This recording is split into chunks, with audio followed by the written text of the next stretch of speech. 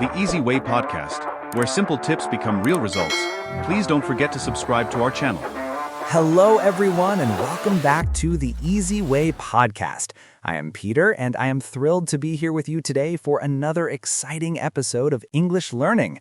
Hi, Peter. I am so happy to be back. I have prepared a very special story for today. It is all about spending money, which is my favorite hobby.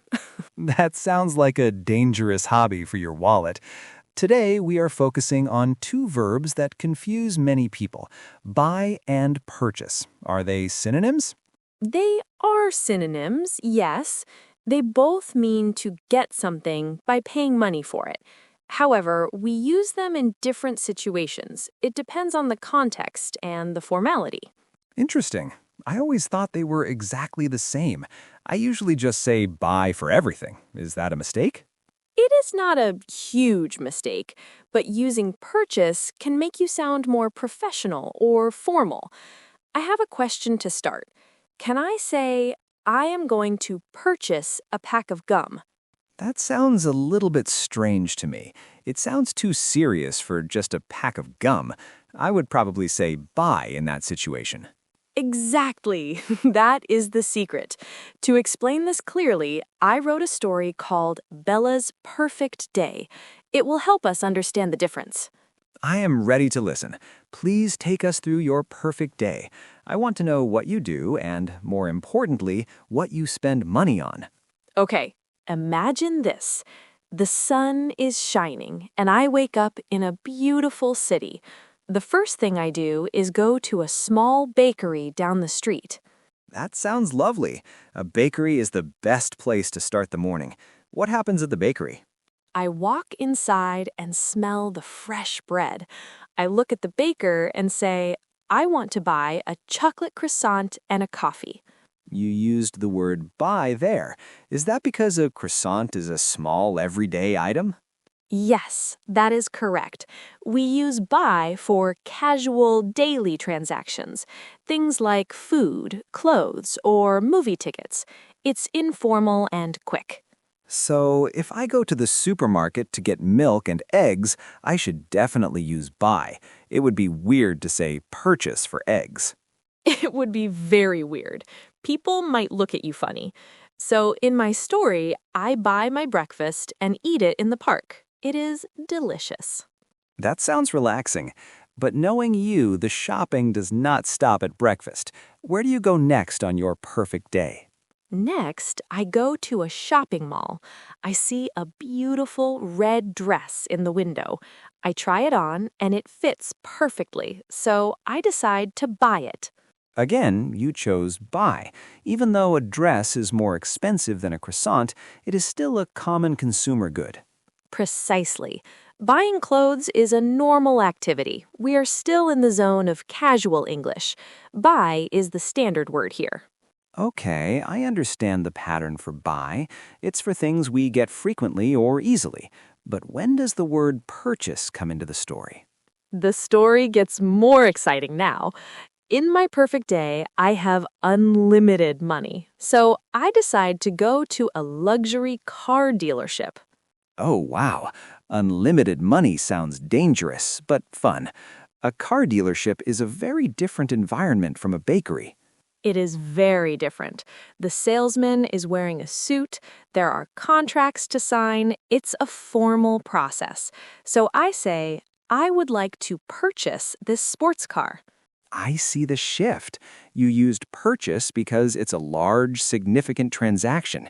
It feels more serious and official. Exactly. Purchase implies a formal exchange. It's often used for expensive items like cars, houses, or land. It sounds more sophisticated. That makes sense. It would sound a bit too casual to say, I'm going to buy that mansion. Purchase gives the action more weight. Yes, and we also use purchase a lot in business. If a company buys new computers for the office, we often call it a purchase order. Right. Business English loves the word purchase. It sounds professional. So back to your story. You have the car now. What's next? Well, after I purchase the car, I drive to a fancy electronics store. I need a new laptop for my studies. Electronics can be tricky. Do you buy a laptop or do you purchase a laptop? It seems like it could be both. You are right, Peter. It can be both. If I'm talking to my friend, I say, I bought a laptop. But if I talk to the sales clerk, I might say, I wish to purchase this model. So, purchase creates a polite distance between you and the seller. It shows you're serious about the transaction. Yes, and usually when you buy something expensive, you get a proof of purchase. We don't say proof of buy. That is a very good point. The noun form is almost always purchase when we talk about the receipt or the item itself. Correct. Even if I buy a candy bar, the receipt is technically a proof of purchase. English is funny like that. It certainly is. So, in your perfect day, you have a croissant, a dress, a sports car, and a laptop. That is a lot of shopping. I am not done yet. Finally, I go to a real estate office. I decide to purchase a vacation home on the beach. A vacation home? That is definitely a purchase. That involves lawyers, banks, and a lot of paperwork. Yes, you cannot just walk in and buy a house like a pair of shoes. The word purchase fits the complexity of the action. So we can say that purchase often involves a process, while buy is usually instant? That is a great way to think about it. Buy is quick. Purchase often takes time and documentation. This distinction is very helpful. I think many students use buy too much because it is a shorter, easier word. It is easier, but if you want to reach a higher level, you need to know when to switch to formal vocabulary. Let's practice with some quick examples. I will name an item, and you tell me which verb fits best for a sentence. Ready? I'm ready. Challenge me. Okay, the item is a newspaper. Definitely buy. I stopped at the corner to buy a newspaper. It's cheap and casual. Correct. Next item, a large piece of land for a factory. Oh, that is business formal. I would say purchase. The company plans to purchase land for the new factory. Perfect. Next item, a ticket for the bus. That is buy. I need to buy a bus ticket. It's a small daily action. You are getting these 100% right. What about high-end software for a corporation? Purchase. We need to purchase the license for the software. It sounds professional. I think the listeners are getting the idea now. It's all about the tone you want to set. Yes, and remember, you can always use buy in casual conversation for big things too. My dad bought a house is fine for a chat with friends. That is a crucial reminder. You don't have to be formal with your friends. Purchase might sound arrogant at a party. Exactly. If I tell you, Peter, I purchased a sandwich, you might think I'm trying to be a queen. I would definitely laugh at you. Buy is safe, but purchase is precise and polished for the right moment. My perfect day ends with me driving my new car to my new house. I am very tired from all the purchasing. I bet you are. That was an expensive day. Let's review the key vocabulary we used in your story.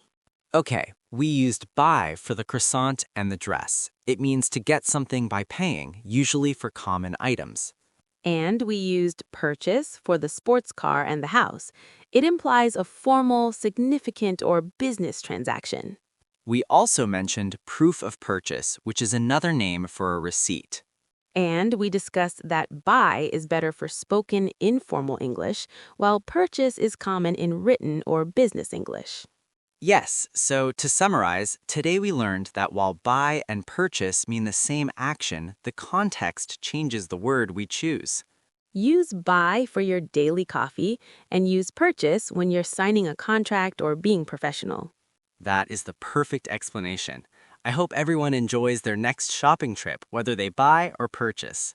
Thank you for that expensive story, Bella, and thank you everyone for listening to the Easy Way podcast. Thank you, Peter. See you next time. I'm going to go buy some ice cream now. Bye.